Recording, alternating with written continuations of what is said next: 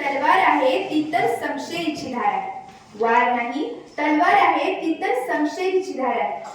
स्त्री म्हणजे अबला नाही ती तर धगधगता अंगार आहे. स्त्री म्हणजे अबला नाही ती तर धगधगता अंगार आहे. सर्वांना माझा नमस्कार. मी पूर्वा कृष्णा भोई इयत्ता 9वी ब या वर्गात शिकत आहे. आज 8 मार्च जागतिक महिला दिन. या निमित्त सर्वांना जागतिक महिला दिनाच्या हार्दिक शुभेच्छा. क्षणकाळाची पत्नी व अनंत काळाची माता म्हणजे स्त्री. प्रत्येक कुटुंबाचा पाया व कणा म्हणजे स्त्री. आई, मुलगी, बहीण, पत्नी अशी अनेक नाती हळूवारपणे जोपासणारी व्यक्ती म्हणजे स्त्री.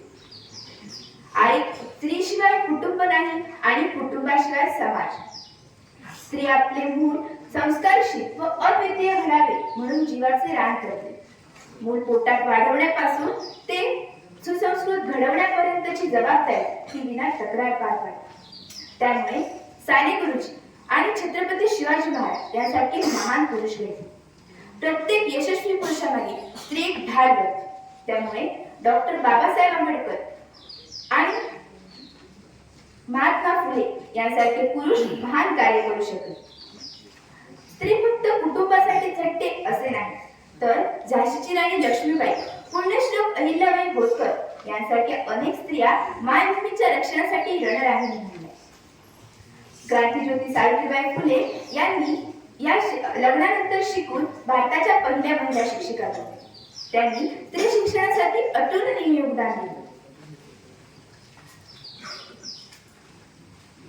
प्रत्येक क्षेत्रात प्रगती पथावर आहे. गावच्या सरपंच पदापासून ते राष्ट्रपती पदापर्यंत ती आघाडीवर आहे. राष्ट्रपती द्रौपदी मुर्मू, भारताच्या पहिल्या प्रधानमंत्री इंदिरा गांधी, समाजसेविका मदर तेरेसा, गानसम्राज्ञी लता मंगेशकर, पहिल्या महिला पोलीस अधिकारी किरण बेदी, महिला खेळाडू पी.टी. उषा, मिताली राज, सायना नेहवाल, पी.व्ही. सिंधू यांसारख्या अनेक स्त्रियांनी आपल्या क्षेत्रात कर्तृत्व सिद्ध केले आहे. आजच्या युगात प्रत्येक क्षेत्रात स्त्रियांचा सन्मान केला जातो, पण तरी देखील स्त्रियांना पदोपदी अनेक समस्या भेडसावतात.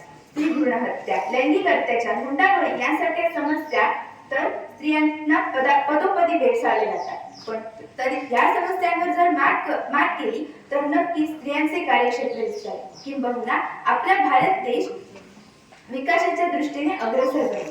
शेवटी मी एवढेच म्हणेन की ज्याला स्त्री आई म्हणून कळली तो जिजाऊंचा शिवबा झाला. ज्याला स्त्री बहीण म्हणून कळली तो मुक्ताईंचा ज्ञानदेव झाला. पुन्हा एकदा तुम्हा सर्वांना जागतिक महिला दिनाच्या हार्दिक शुभेच्छा. एवढे बोलून मी माझ्या वाणीला विराम देऊ इच्छिते. धन्यवाद.